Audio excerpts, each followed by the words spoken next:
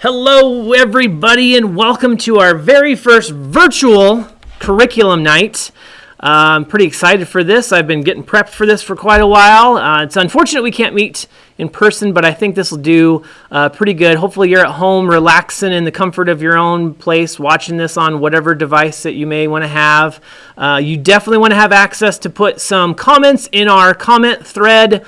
We'd like this to be as interactive as possible, so please put any questions you have in there. We're going to do some fun prize giveaways. That will be done on our chat, so please do that.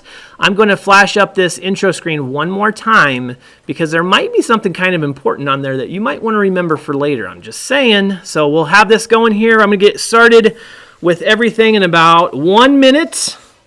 We will get our show on the road. Please make sure you have your play along at home packet ready. Your trading cards are all out and ready. So we'll be ready to roll here. Okay, hopefully you remember, I don't know, something that you're supposed to remember there. Don't want to give away too much. All right. First things first. I'm going to be the first special guest, I guess. So, my name is Mr. Meyer. In case you don't know, I'm the principal here at South Elementary, where we truly do believe that there is no place like South. And so tonight, the whole point of this virtual curriculum night is to kind of share with you a lot of information that our teachers are very knowledgeable about, but we also don't want them to take this time talking about our curriculum and things during conferences. We want them to talk about your child because that's the most important thing to you. So getting this information out is very important for us because it gets us a chance to kind of share the things that we do and not take up that valuable time during conferences and other things like that. So how this will work, I've got some guests that are ready to jump on with me. We'll talk about all the different types of assessments that we do here at South, the curriculum that we use here at South. We'll kind of do a brief overview. Most segments will last about 10 minutes or so. We'll discuss, and then we have some stuff that you can do at home to kind of check it out and kind of play along. And then, of course, some good fun prize giveaways. Although I know you're here to listen and talk about curriculum. I know it's not just the prizes, but I'm going to kick it right off, starting with something that we use at South Elementary called PBIS, which stands for the Positive Behavioral Interventions and Supports. A lot of big fancy words for basically we're going to be very positive with your child and we're going to help them overcome things or be successful here at school. So we use this through our entire building. We actually use it through our entire district. What's that look like for us at South? Well, a lot of different things. One of our biggest things is we're very proactive. And so our teachers, they set up a lot of clear expectations. They set up their routines, their procedures in their classrooms so that the students know exactly what's expected of them during each part of their day.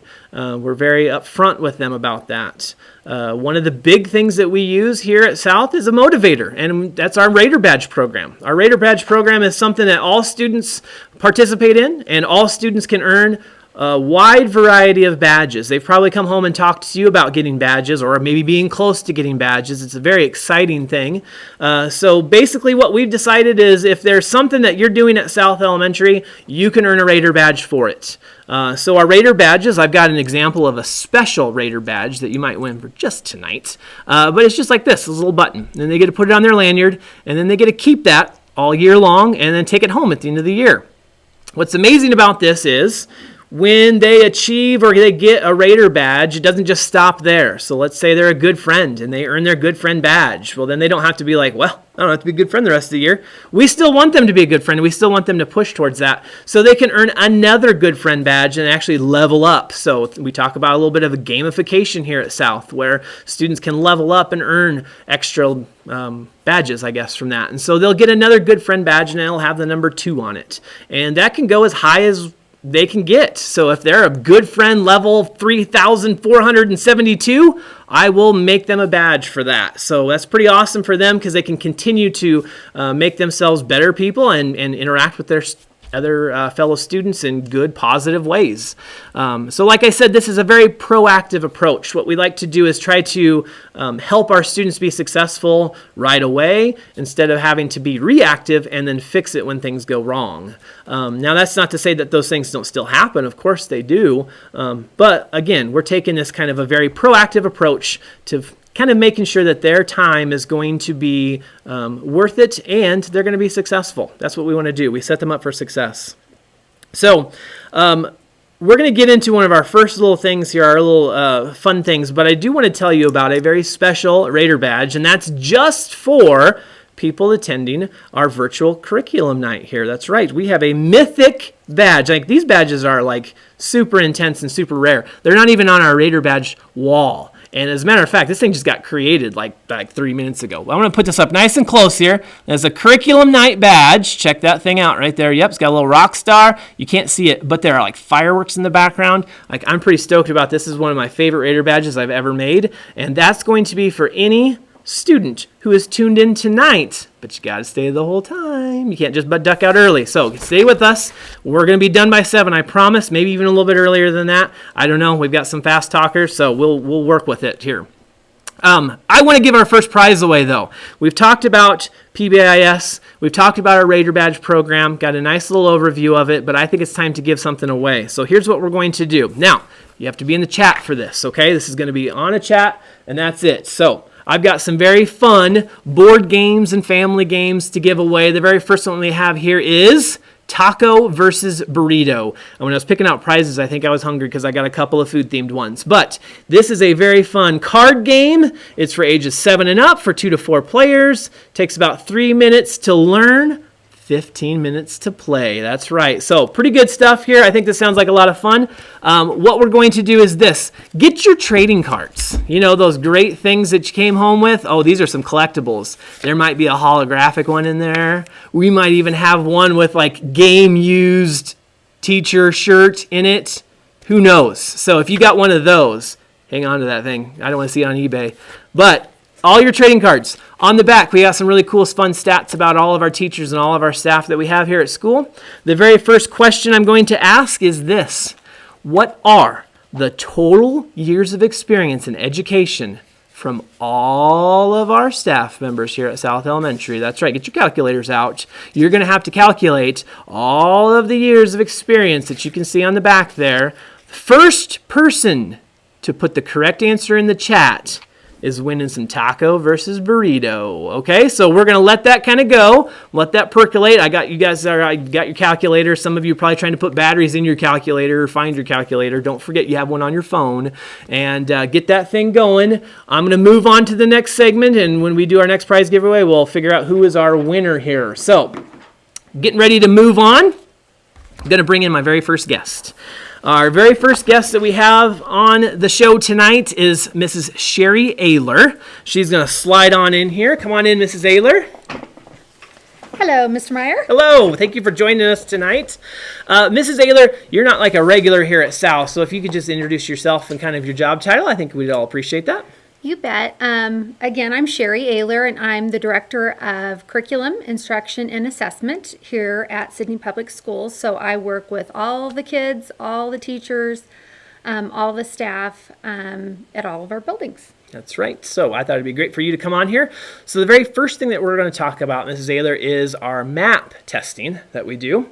So just as a reminder for you parents, we do MAPS testing 3 times a year. We've already done it once. Reports are going to go home on Monday for those. You'll see those coming up soon. But prior to those coming home, it's nice for you to get a little bit of information on that. So Mrs. Aylor, can you tell us what are MAPS tests?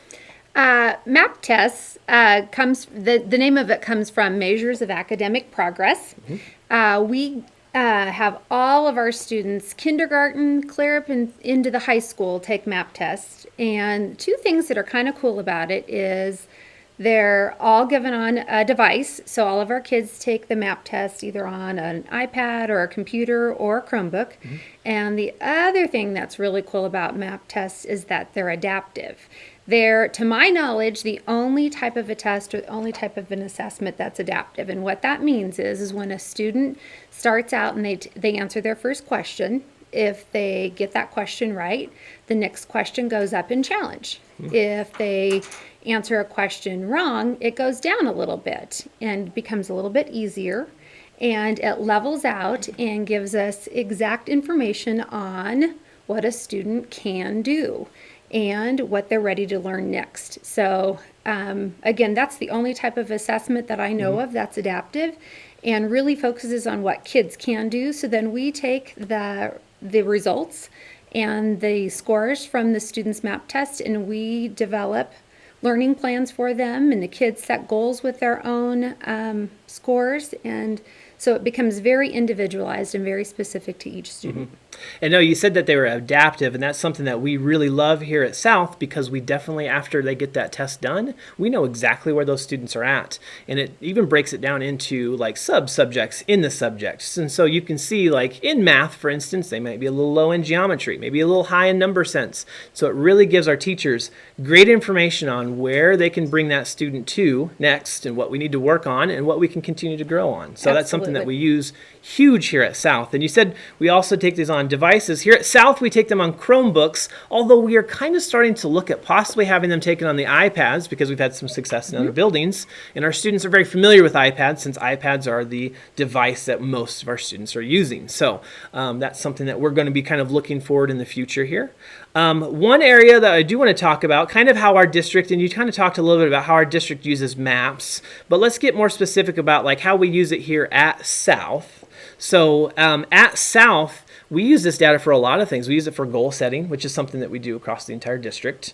And we also use it for our Scoop Pad, which is kind of fun. And we'll talk about that a little bit later on when I have some teachers on, and they'll talk about Scoop Pad. But do know that those map scores that they have, it kind of feeds into a lot of different things that we have here at South. And here's another thing too, we look at data often here at South, just like the rest of the district as well. Some of you got a report from our MTSS process, and that's every 6 to 8 weeks that we're looking at data and taking kind of an in-depth look at that stuff. So even though that test happens only 3 times a year, we use that data throughout the year to kind of help our students with that goal setting, with everything else that we have. So the next thing I do want to ask you about, Mrs. Aylor, is let's talk about growth. And so that's a huge thing with maps, is what is growth? What does that mean? And then how does that kind of fit in with that national normed stuff that we hear with tests? Right. So instead of just getting one score and trying to determine where students need to go next with their learning, MAP is also a great tool for us because it talks about specifically student growth. And it focuses on student growth, and even its name, Measures of Academic Progress, relates to what it's looking for and helping us do with students, which is focus on at least 1 year's growth over 1 year of learning and 1 year in school. And so we're not just trying to set a target, and if a kid hits it or misses it being the goal, really growth is our goal. And so that's what all the kids are focused on. That's what the teachers and our principals are focused on, is each kid growing and learning for an entire year. And so what's really kind of cool about maps too is the comparative. So you can actually compare a student with themselves, but then you can also compare them across people all across the nation, because it is a nationally normed test. Right, and that's what nationally normed means. It means that the MAP assessments have been given to large groups of students. In this case, large groups of first graders and large groups of second graders. And in order to get a nationally normed test, it has to be thousands of kids. Yeah. And by doing that, then they come up with a score that's called percentiles. And those percentiles can then be used to compare across the entire United States. So for example, the 50th percentile is what we call on grade level, or the average score for a grade level. And we also look at like the whole class, their percentile, and how they're doing as a whole class, but we can look at individual students as well.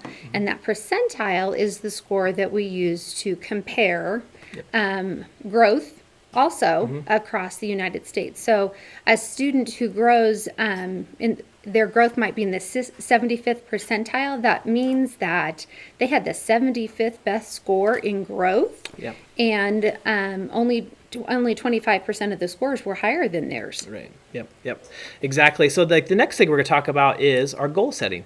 And so when we look at goal setting, we do look at those. We look at both of those things, the percentile, and we also look at the growth. And so we may see a student is at, let's say, the 37th percentile, and we want to get them up higher than that. So that means that we have to adjust what their goal is or their growth throughout the year. And so we kind of look at those things. And so now it's a time for you to kind of follow along with our Play at Home packet here. Your very first page in there has a nice little it kind of breaks this down, kind of what we look at a little bit here at our schools. I'm sorry, it's very bright here, but you'll see that it kind of shows what we look at when we try to set goals for our students. So if we were just to pick the growth that MAP gives us, then that really means that that student is not going to be moving up in a percentile. And so if we want that student to be farther ahead, then we have to look at higher than average growth. And so that's kind of what that comes down to. So as we get closer to our next test time, we do talk a lot about goals. Our teachers are talking about goals right now with our students. And so you at home can help out and kind of discuss that too. When you see their initial scores, talk to them about what is their goal? How are you going to get that goal? And we talk a lot about that with our staff and our students as well. You know, what are the things that you need to do day in and day out to make sure that you're going to go above and beyond and catch up or get ahead of where you are at right now. And so that's kind of what we use goal setting for here at school. And so those numbers really truly do mean something. It's very important to the students to meet their goals. It's important for our teachers to meet those goals. So we really truly know where they're at, where they've come from, and how much growth we've had over that course of the year. So thank you, Mrs. Aylor, for joining us tonight. Thank you. This is great. So we've got our little play along home activity. You've kind of had a chance to take a look at that. So don't leave yet. You got to stay here for our fun next giveaway. I think it looks like somebody has won, tacos versus burritos. I think it has two here. Yes, it has. Okay, so we have our first one to answer would be Amy Bucksbaum. Amy Bucksbaum was the very first one to answer. 390 years of experience at South. You betcha.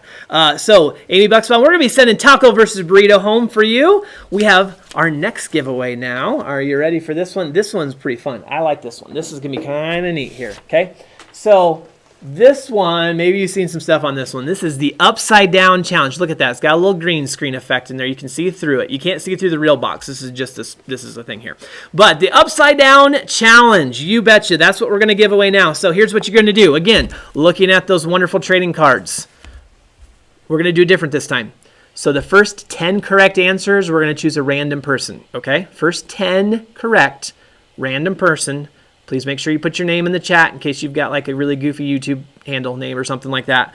Here's the question. The most popular sports team of the staff is? Okay, go get it.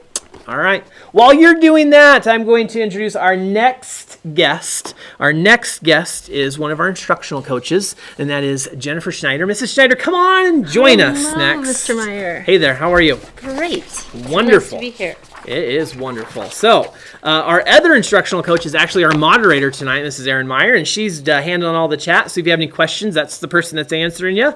I didn't just pick some random person. But Mrs. Schneider, we're going to switch gears. We talked about maps. We're going to now talk about dibbles, or what is actually known as Acadience. Most of our parents probably understand and know what dibbles means. Just like any company, dibbles, they changed their name, and now they are Acadience. Yes. So if we say the word Acadience, that's what we're talking about. We're talking about dibbles.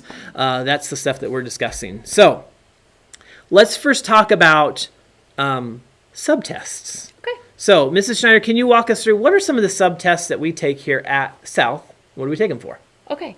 Well, the subtests are different at each grade level because they're aligned to the natural developmental progression that students acquire as they learn to read. So in first grade, the subtests that they take are letter naming fluency, which that just shows us can they identify their letters. And it's a great predictor of their success that they will have in reading later on. And then they also in the fall have a subtest that's called Phoneme Segmentation Fluency. Okay. And that is their ability to hear sounds and hear the sounds in words so they can later put together sounds to make words too, Gotcha. to read words. And also we have nonsense word fluency as a subtest, and it is nonsense words. And we use nonsense words or made up words so that we can measure students' ability to see if they know phonetic sounds and things in words. Truly know the sound. So if we put like real words, we have some kids who maybe are good sight readers, but we don't necessarily know the sounds very well. So that we give them nonsense make-believe words so we can Absolutely. ensure that they know the sounds. You don't in teach those words. nonsense here. We don't. We just test We it. don't. We just test nonsense. And then the last one is oral reading fluency. And that is just they can put it all together and read at a rate in which they can speak. And that's kind of like the final, that's the finish line, right? I mean, that's Yes. kind of like all the pre-tests are basically because students are not quite reading fluently.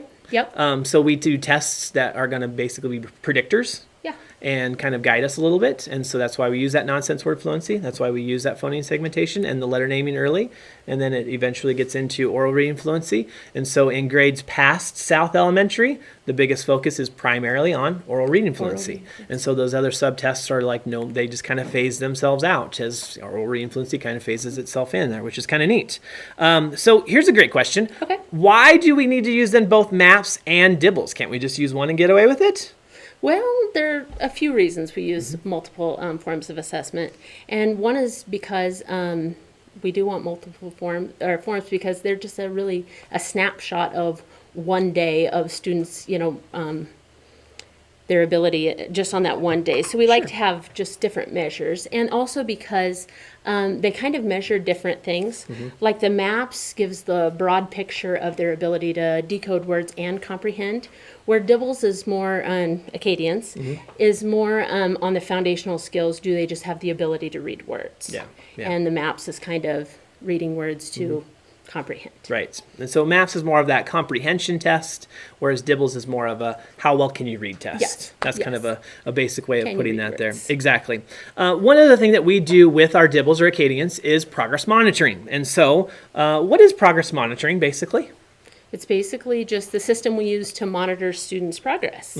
So we just take one of the probes from Acadians and we administer them weekly to ensure that students are growing in the skills that they need to become fluent readers. Perfect. Yeah. And do we progress monitor all students? We only progress monitor students that are below benchmark during our fall, winter, or spring benchmark periods. So again, one of those ways that we use our test scores here at South is identifying students who we may be a little bit below average reading, below grade level reading. We give them those progress monitors to make sure that they're making adequate progress so that when we do get to those test times, that we're not shocked. We know exactly what they're going to score. We know where they're at. And dibbles, much like MAP, we do 3 times a year. And so we'll do it in the fall, we do it in the winter, we do it in the spring. You will also be getting your child's first Acadians report on Monday as well. I'll send out some more information on that, a little video to follow along with that. I don't want to get too much into the reports now, but those things are going to be coming home soon, so take a look at those. The next thing I want to talk about is our reading bill. So this is a big thing. Reading bill kind of got passed about 1.5 years ago. We put it in place last year. This is our second year of having that reading bill. So how does the reading bill fit with both MAP and dibbles or Acadians? Well, we use MAP as more of our identifier to see which students aren't, if they are or aren't proficient in reading. And we kind of use the Acadians to pinpoint the specific skills that students might need, more support in to get them at a level of proficiency. Perfect. Yeah, that's exactly right. Yeah, that's exactly what we do. So we kind of use that MAP as our screener. We use our dibbles as our kind of our break it down, drill it down to the skills that we need. But ultimately, if a student is low in either one of those, we're going to give them extra supports. give That's them what what we they do here need. at school. Yes. Exactly. Perfect. That's awesome. So we have a little parent engagement activity. Here it is. So second page in your little play along at home packet, we've got some probes here for you. Okay, so the very first one is an oral reading fluency probe, and this is a 5th grade. We're not asking our 1st graders to read this, or 2nd graders. This is a 5th grade probe, and the reason why it's a 5th grade probe is because you parents are going to read this in a second. But let's move on to the next ones first. So if you flip that page over, you're going to see a phoneme segmentation fluency. And this is a score sheet, correct? Yes. Okay. So the student doesn't actually get anything in front of them during this test? Nope. So go ahead, kind of walk me through. I'll pretend like I'm the student. You be the person administering this test. Okay. What would you do? Okay, I would just read you a list of words and you would break them down into individual sounds. Gotcha. So I would give you the word hall. And then I would say, ol. And then I'd say song. That's weird. Okay. Very I good. cheated, guys. I'm sorry. So exactly just like that. So you would just do this, and this is timed. Yes. So we have 1 minute to get as many sounds as you can. Yes. And what you would do is you would then count, you would do tallies on here, and that's that number that we come up with in the end there. So it does help for a student to be quick and understand that you have to go fast. You can't dilly-dally. You can't do like what I did and put a bunch of extra stuff in there. You have a bad score. I'd have a terrible score. I had like 6. 6 was my score, kids. So you're way better than me. Okay, so if we flip that one over, the next one is our nonsense word fluency. And this, again, is a teacher score sheet, correct? Yes. So the students would then just see this list of nonsense words, and they would have to read this out. Okay, so let's talk about this. If I just say the sounds, what happens? Then you only get credit for the sounds that you read. So the first one is ball. So if you broke it down into individual sounds like b, all, you'd get 3 correct letter sounds points. There's 2 measures. It's correct letter sounds or words read correct. Okay. So you would get credit for the 3 sounds that you read correctly, but you didn't recode the words, so you wouldn't get credit for a word read correct. Gotcha. So if I was a nonsense word fluency stud, I would be just like ball, kiv, ol, jack. What do I get then? Then you get points or credit for all of the sounds that you read, as well as the whole word read. Gotcha. So like bonus. Yes. It's like bonus. Because it's like double you bonus. know the sounds It's like to double read that bonus, word. and I read it Yes. fast. Exactly. So that's kind of the breakdown, and that's what that score means. Perfect. So let's do some parent activity now. Let's do it. This will be fun. I was put on the spot. Now you guys are going to be put on the spot. So kids, if you're watching with your parents, pick one of them. Maybe your favorite, maybe you're not. I don't know. I'm not going to say. But you pick one of them right now. Point to them. Point to them. Say you, right now. You're up. And you're going to read this oral reading fluency passage. So it's a 5th grade. Here we are. Now, 1 minute. I'm going to put 1 minute on the clock. So kids, make sure they don't cheat. Don't get any help from anybody else. Let me get my timer app. Here we go. Timer starting here in a second. Okay, here it's going to go. Starting from the start of that, you're going to read as fast as you can for 1 minute. Let's have our parents see how long a minute takes. Ready, set, go. 1 minute. Keep them on, students. Reading. Yep. Keep them reading. Look for mistakes. Look for mistakes. Point them out. Don't point them out. Just let them go. Yeah. But keep them going. Don't let them stop. Keep them going. You can read the word for them if they don't know a word. That's right. Help them. Give them help.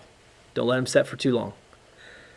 That's only been 30 seconds. Not even 30 seconds. Got to keep going. Keep going.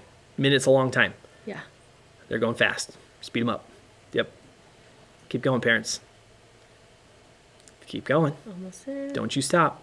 Don't you stop on me. Do your best. You got this. You got this, guys. You got 15 seconds. Keep going. Can you get to the end? I bet you can get to the end. Keep doing it. It's a minute's a long time. It really is. And our kids do this. They do. And they rock it. They do. Get 5 seconds. Keep it up. Don't stop. Don't stop. If you get to the end, start again. We need to add it on. All right, here we go. Time to stop. That magical timer. Stopped right there. All right, parents, see how far you got. You'll see there's some numbers on the side there. That's your oral reading fluency score. That's how fast you can read words in a minute. That's pretty good. It's hard. It's hard. You probably have to take a drink now. Kids, go get your parents a drink. I'm sure they're parched. I'm a little parched from talking here so much. Okay, we're going to give our next prize thing away. Mrs. Schneider, thank you so much. Thank you for joining us much. talking about dibbles. All righty, we have a winner of our Upside Down Challenge. It is Jess Webb. Jess, you can't see this, it's chroma keying out, but Jess Webb has won the Upside Down Challenge game. That's awesome. Way to go. Okay, next giveaway. Here we go. This will be a pretty quick one. I'm going to say this word, and you're probably going to giggle. It's flarts. That's right. It's the floor dart game. We combine floor and darts to make flarts. Flarts. That's what it is. Flarts game. Pretty fun. This is the question for you. Again, trading cards. Get them ready. Here's the answer. Or not the answer. You have to come with the answer. Here's the question. Again, random out of the first 10 correct answers. Here we go. How many cards are in your collection? How many cards? First 10, we'll pick a random, winning some flarts. Flarts are coming home tomorrow. All right, here we go. Our next guest up on Virtual Curriculum Night is Mrs. Lily. Mrs. Lily is our title teacher. Come on in, Mrs. Lily. Hello. All right, so Mrs. Lily, we're going to be talking about we're shifting now, away from assessments. We're going to talk about curriculum a little bit now. And one of the big curriculums that we use here at South is for our foundational skills, and it's called Sunday Phonics. So we're going to go a little bit over what Sunday Phonics is. Okay. You're going to help us out. Okay, sounds good. So first, Mrs. Lily, what is Sunday Phonics? Sunday Phonics is our curriculum-based, or phonics-based curriculum that we use to teach phonics. So we're talking foundational skills. So we're talking decoding, we're talking blending, we're talking reading words, all of that great stuff kind of put in it. That's exactly right. So yeah, those foundational skills, those things that we test in Dibbles, we're really focusing on during Sunday Phonics.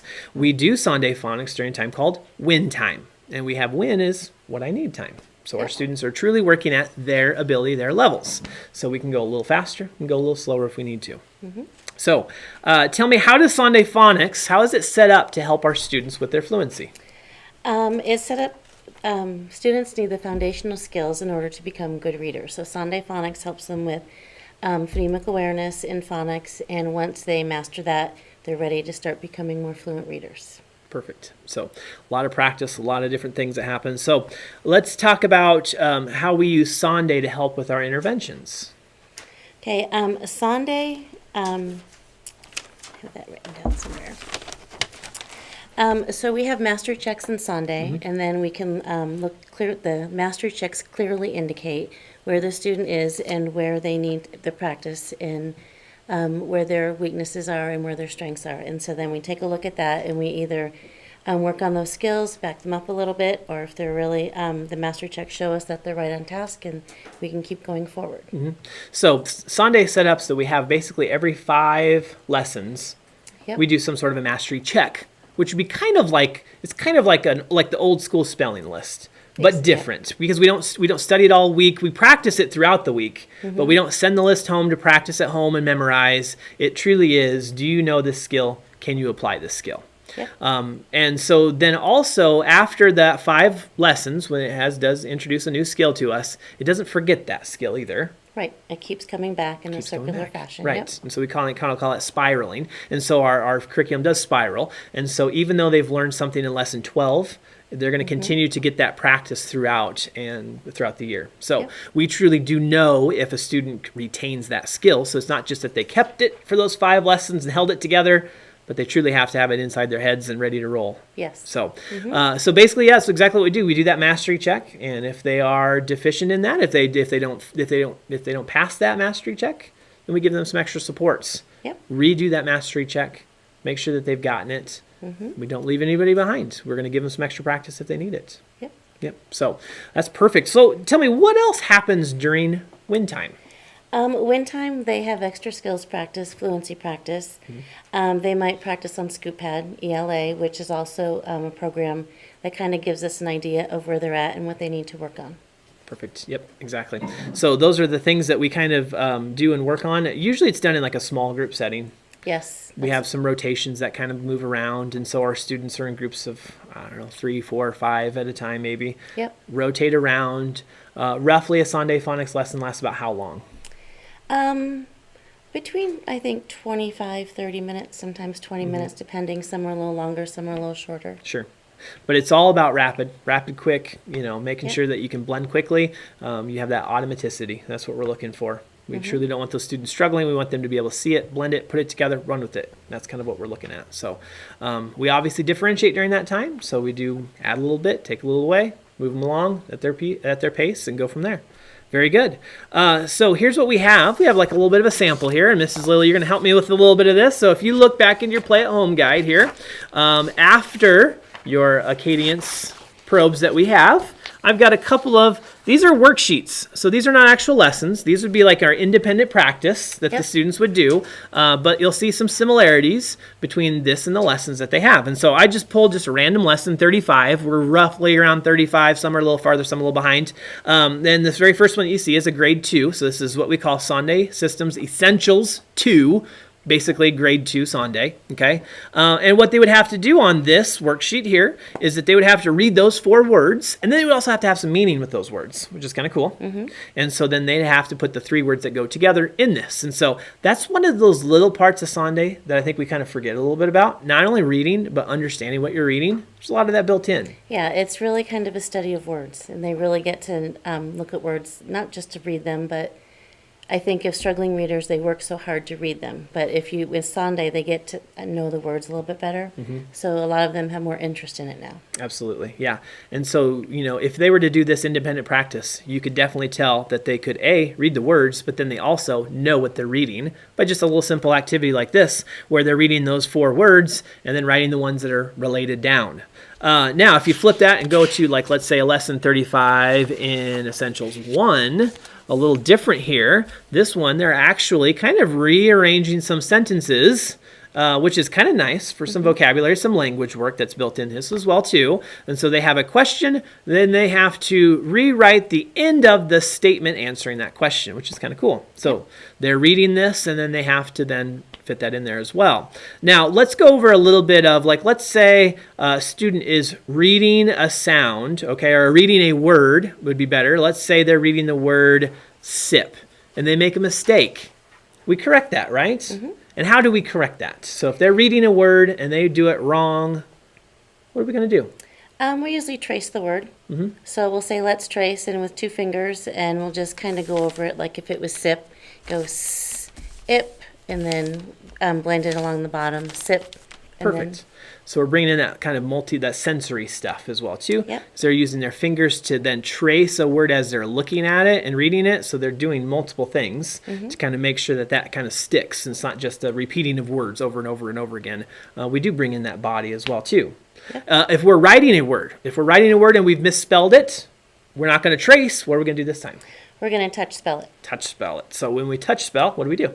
Well, if, say it was sip again, and they wrote sap, you're going to say, okay, everybody, touch spell it, put your finger up, grab that on the board, and you focus on the A, and then you fill in the S and the P. And then I never call them out and say, if you just say, okay, make sure yours looks like mine, make a correction if you have to fix it, and then we just kind of move on. Yeah, we do a huge thing with growth mindset here. It's okay to be wrong. That's where we learn, right? And so that's exactly right. So we have a couple little procedures that we put in place for those students to help them out with that if they do happen to get wrong, so that we can fix it, move on, and make sure that they have those skills.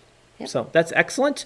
So that was kind of the follow home. You don't have to do those worksheets at home, but it does give you a nice little idea of what it is that we do and what we work on. So excellent. Thank you, Mrs. Lilly, for joining us to talk about Sunday Phonics. That's excellent. One thing I've completely forgotten about on my just wonderful night here was my backgrounds. I've just left this No Place is South background. Do you know what tomorrow is? Tomorrow is Western Day. So let's do a little Western theme here. Western Day. I forgot my cowboy hat, but you've got some cowboy rustling going on in the background. Before I bring my next 2 guests up, we have another prize giveaway to give away.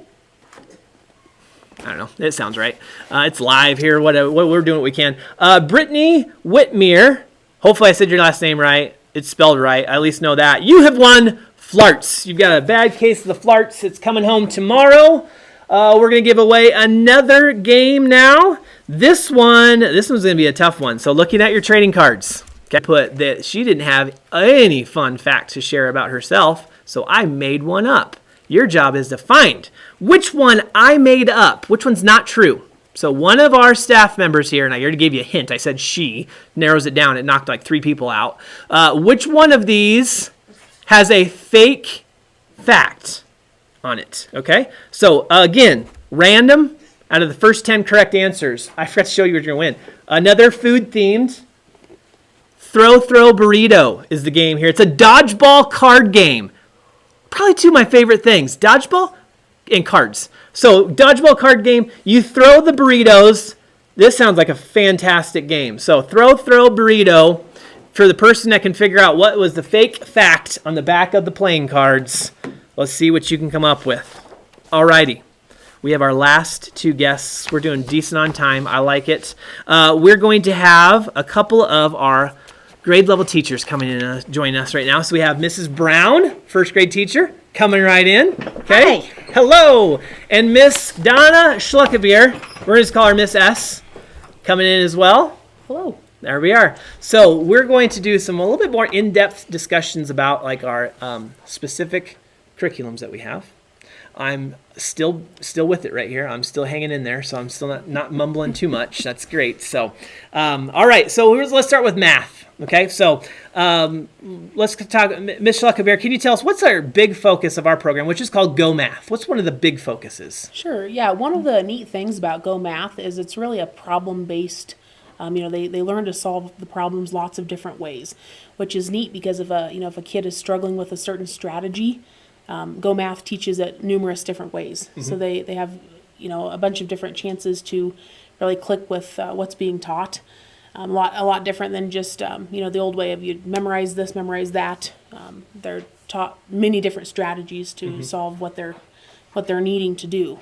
Yeah, that's definitely one of the differences when I was a kid and being taught math. I think I heard this so many times from parents. That's not how I learned math. It's not, but this is better. It's better because we're teaching them different ways to solve problems, and math is all about that. You can get to the end in a lot of different routes and roads and ways that you go, and so that is a great thing that Go Math does. And so let's talk about that. Why does Go Math focus so much on problem solving? Mrs. Brown, can you help me? Why is there so many extra steps that they put in things? It's really understanding numbers, understanding the whole number sense. If I know this and I'm trying to figure out this, I can use what I know to figure out this new thing. Yeah. And we do a lot of chatting about it. What were you thinking about? Were you thinking the same way as your friend, or what can you add on to what your friend is thinking?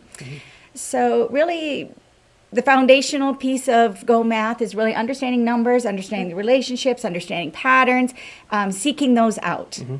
And it builds so much. That's what I really like about that. So yeah, 7 plus 4, it's 11. We all know that. But when we talk about making a 10, well, why do we do that with such a simple problem? Well, because it builds into it later on when you're talking about more complex math problems. And those kids truly get a math sense. Whereas when we were kids, we were encouraged to just memorize math facts. And it only takes you so far. And so this is really truly about understanding those problems, breaking it down, and being able to build on. Great number sense is what that's all about. So let's talk about math a little bit more and how we use our online program, ScoopPad, to help with our math interventions. So, Ms. S., would you want to tell us a little bit about that? Sure. Yeah. So ScoopPad is an online kind of intervention program where students get on, and it's very individualized. So kind of like earlier when we were talking about the map testing, if you're getting the problems right, they keep giving you some harder problems. But if you need help, it kind of drops you back, and it shows us as teachers the concepts that the students need help on, and we can really focus on each student and get them the help they need on the concepts that they're struggling with. Exactly. And those concepts are tied right to our Nebraska state standards. And so we can go in and look at those and see if a student is a little low in a standard, we can give them an intervention on that, give them a little extra lesson because it only takes them so far, and there it goes. One of the great things, when we did talk about maps, we referred to our map scores. Well, we set our learning paths up based off those map scores so that kids are truly getting what they need, and they're seeing it in ScoopPad. And so when we are really, really pushing the students as far as where they're ready and what they're ready to move on to next. And to jump in on what you said, it also takes kids that are ahead in math and accelerates them. It doesn't hold them back and say, oh, but we're only on chapter 3. You can go right into, I've had first graders go into second grade math. That's exactly right. We've had second graders going into third grade standards and third grade math, get a little pre-teaching, a pre-opportunity to see that stuff. It can boost them. And then it also works the other way. If a student is not quite ready for grade level stuff, we're going to help them with the stuff that they're on while still giving them that grade level material during the lessons, which is so huge for us. So let's shift gears a little bit now. Let's talk about reading. So talking about our reading program, it's Wonders is what it's called. And so what's our big focus during Wonders reading? Mrs. Brown, you want to take that one? Oh, developing rich vocabulary, applying that into the comprehension of the story, really digging into the story and seeing what the author's intention is. Looking at some of the big comprehension skills like cause and effect or plot and character. Yeah, so like when we talked about Sunday Phonics, where that was all focused on those pre-reading skills, this is now applying those skills, being able to. So, I mean, even if you're not able to read that text that there, because maybe you are a grade below grade level, you're still going to get that comprehension time to just really discuss, be into that story. What's it about? What's it do? Get that vocabulary built up and understood. Miss S, do you have anything else to add to Yeah, that? I really like all the different stories and wonders. There's numerous, genres all over, nonfiction, fiction, biographies. There's some great biography stories in the second grade book, and they love them. The kids, I don't think there's a story that they groan about. They're all great stories. Yeah, absolutely. So let's shift a little bit and talk about how writing and grammar kind of tie into that reading. Are you thinking more of the phonetic piece of it, or Yeah, or yeah. responding to text? Well, just kind of both of those things. How does that kind of, things have changed so much in education that it kind of blends all together. And so we do have a lot of that cross-curricular things there. So just talk a little bit about that writing and that grammar piece, I guess. Sure. Each week we get a new phonetic skill, and we not only learn how to read those kind of words, we learn how to apply that phonetic skill into our writing.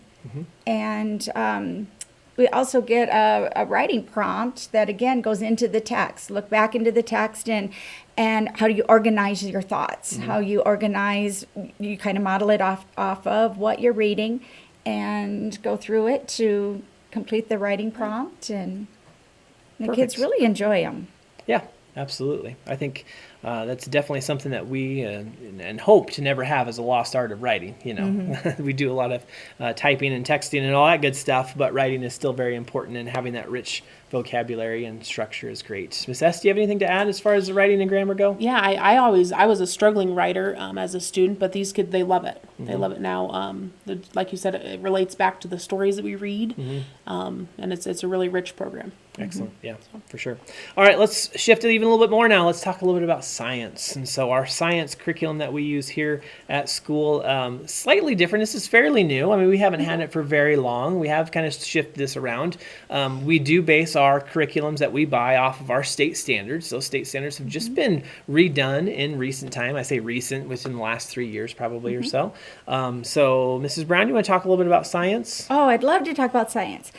Our new science program really, again, challenges students to think, to problem solve, to define a problem. It's based on science and engineering, where they'll need to define the problem, make a plan, and then they create something to solve their plan, and they test, and then they improve, and then they test, and a big piece at the end is to communicate with each other. Yeah. And if somebody's having, I can't figure this part out, I'll say, oh, go talk to this student over here and see what they did about that. Yeah. So it's a very exciting time, loud. It's a loud time in our classroom. It is. It's Lots good, of activity, but it's a really fun period of time. Yeah. It's kind of moved away from that traditional unit that we've used to have in the past, where we're going to learn about plants this time. And now it's gone more to that problem solving, coming up with a solution, being able to test it out, see how it works, adjust and modify, and go from there. Yeah. It's great seeing the students' boats that they create, their houses that they create, the things that they do. That's pretty neat. Yeah. So getting that engineering kind of built in there as well too. Yeah. Yeah. Miss S, do you have anything to add to science? No, I know that the kids are really loving the experiments. They're full of great projects to do. And like Mrs. Brown said, just define the problem, plan how you will solve it. And my students are really, they find that they have to go back and think again, try again because their solution didn't quite work. And that's really neat to see their wheels turning when they're having to rethink what they're doing. Excellent. Yeah. So now we shift a little bit to social studies. And so this is kind of new. Our curriculum is new for us this year because we just had new social studies state standards that have come out. And so we haven't gotten real far into our social studies curriculum because we're only about a quarter in. But so far, what do you ladies think as far as our social studies curriculum goes? What are the things that you really like, the things that you're enjoying, the things that you're excited to see? Miss S, going to start with you. Yeah, I think that thanks to the work we do in Sunday and Wonders, the social studies text that we use, it's full of rich vocabulary and good content that the kids are able to enjoy because of the work that they've put into reading. They're able to really dive into the social studies and learn about, like we're working on maps right now in second grade, and it's really neat to see them all excited about the maps that we're looking at. Yeah, excellent. Mrs. Brown?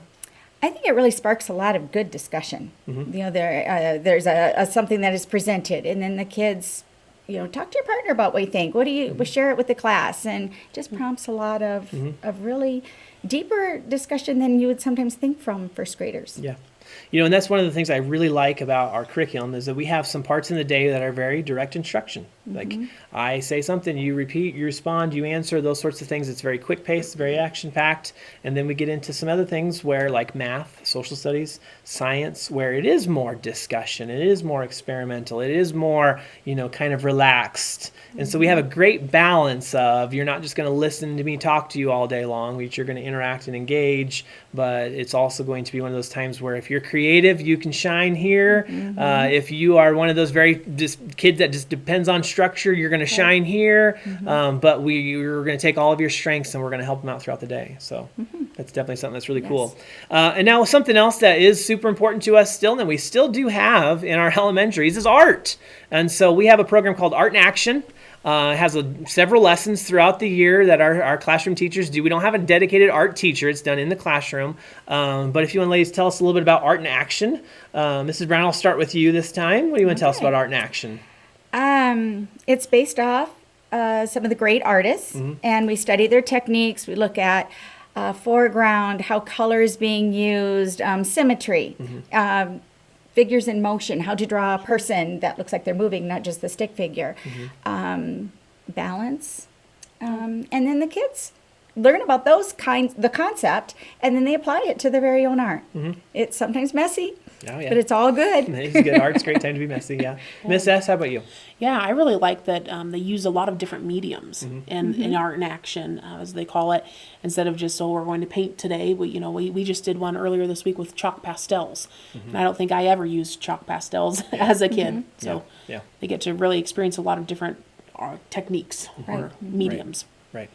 Well, we do our best to make sure that our curriculum here is very well-rounded. I think we have some very strong things, and there's some things that you just don't see as parents. Maybe that worksheet or that art project goes home. You don't really understand that work that goes into it that the students really put in. So next time you put that on that fridge, it's something good. So, well, thank you, ladies, so much for joining us here talking about all of our great curriculums. I appreciate you guys coming in. All right. Thank you. I will let you go.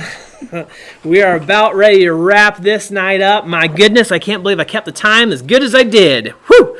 All right, so we have a quick wrap up. We're going to do our final prize giveaway as well. First, I'm going to tell you who won the Throw Burrito game, and that is Kim Nation. Kim Nation won our Throw Burrito game. Oh, man. Smack somebody with one of those burritos. That's kind of fun. All right, so thank you guys so much for stopping in and staying with us. I saw my moderator typing like crazy over there, so I'm hoping that the chat was really fun and entertaining as well. Lots of great stuff happening. Hopefully you had fun with some of the prize giveaways that we've done tonight.